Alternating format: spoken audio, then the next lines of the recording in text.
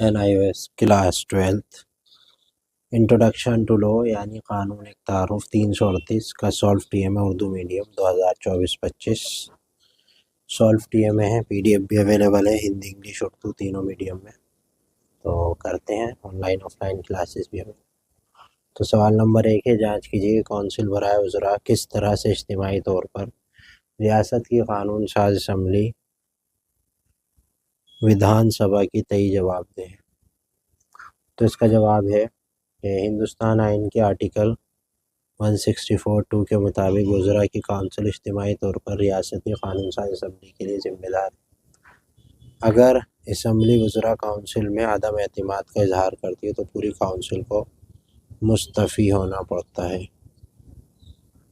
مستعفی یہاں پہ نقطے ہیں وہ لگا دیا۔ اجتماعی ذمہ داری کے اس اصول کا مطلب ہے کہ کسی ایک رکن کا ناکامی پورے کونسل آف وزراء کی ذمہ داری سمجھی جاتی ہے۔ اس کے بعد جو ہے دوسرا پیج ہے اس کا کہ ہائی کورٹ کے اصل اور اپیلی دائرہ اختیار کا تجزیہ کیجیے۔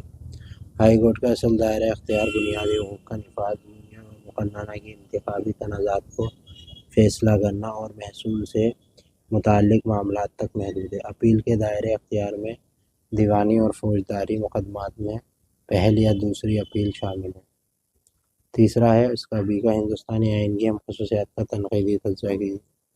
ہندوستان کے آئین کی اہم خصوصیات ایسے منفرد بتاتی ہے تحریری اور جامع سختی اور لچک دونوں کو ملا کر تاہم مرکز کا بااختیار ہونا اور ایک آئین کا وجود اس کے وحدتی رجحان کی عکاسی کرتا ہے۔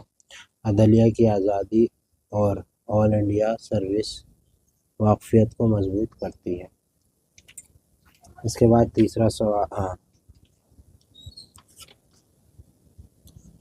چوتھا سوال ہے پیج نمبر دال کے لکھے گا کوشچن اتاریے گا بلیک سے اور آنسر بلو سے۔ ہندوستان کے آئین کی ایمرجنسی اہمیت کی جانچ کیجیے۔ قومی ایمرجنسی آرٹیکل 352 یہ شق اس وقت قومی ایمرجنسی کا اعلان اجازت دیتی ہے جنگی بیرونی جرید یا اندرونی بغاوت کا خطرہ ہو۔ کسی ملک میں صدر کا اندراج آرٹیکل 365 جب مشینری ریاست ناکام ہو جائے تو صدر اس ریاست میں صدر راج نافذ کر سکتی ہے اور یہ صدر کو ریاستی حکومت کے کاموں کو سنبھالنے کا اختیار دیتا ہے۔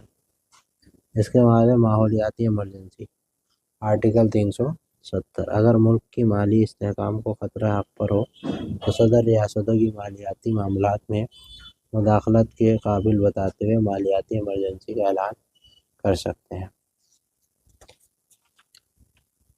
اب اس کے بعد پانچواں سوال ہے سوال نمبر 5 ہندوستانی آئین میں واقفیت کی تنقیدی جائزہ تجزیہ کریں تو واقفیت ہندوستان کے آئین کی خصوصیت ہے جو ملک کے اتحاد اور تنوع کے درمیان توازن قائم کرتی ہے تاہم مرکز اور ریاست کے درمیان تعلقات ہمیشہ ہموار نہیں ہے۔ سیاسی توازن کے امکانات بڑھ جاتے ہیں خاص طور پر جب مختلف جماعتوں کی حکومتیں بنتی ہیں۔ اس میں انتظامی ڈھانچے کی نقل شامل ہے۔ بہرحال بحران کے وقت مرکز کی طاقت ظاہر ہوتی ہے کہ مرکزی حکومت مسائل کو مؤثر طریقے سے حل کر سکتی ہے۔ آخر میں ہندوستانی واقفیت کی نیم واقفیت کی ایک شکل کے طور پر دیکھا جاتا ہے جس میں وفاقی اور وحدانی دونوں عناصر شامل ہیں۔ اس طرح یہ ایک خاص اور پیچیدہ وفاقی ڈھانچہ ہے۔ اس کے بعد بھائی اسی میں ہے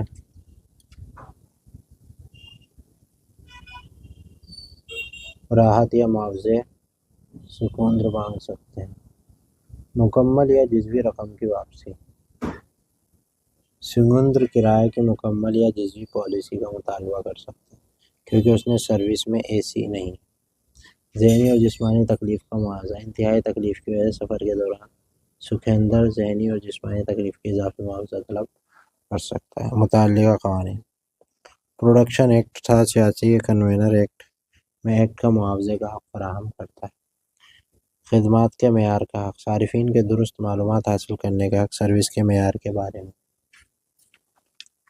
اور چھٹا اور آخری سوال ہے کہ پنجاب کے رہنے والے 40 سال کاروباری سکھویندر سونا کیم ایکٹ سفر کے دوران سونا پریمیم ایکٹ کہا سکندر ضلع اس تنازع کو رابطہ رقم واپس لینے کے لیے سونا کیمپ کے خلاف کون سی بنیادی سکندر راحت یا معاوضے کے طور پر کیا مطالبہ؟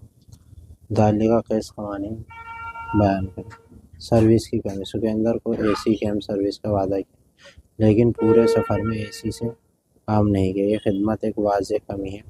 یہ صارف کے تحفظ ایکٹ 1986 کے تحت ناقص سروس کے لیے معاوضے طلب کرنے کا حق دیتی ہے۔ غیر منصفانہ تجارتی ترجمہ، سونا کیمپ وعدہ کردہ سروس فراہم کرنے میں ناکام ہو کر غیر منصفانہ امتیازی طریقوں میں مصروف ہے، یہ دھوکہ دہی میں آتا ہے۔ کنوینر پروویژن ایکٹ میں بیان کیا گیا ہے۔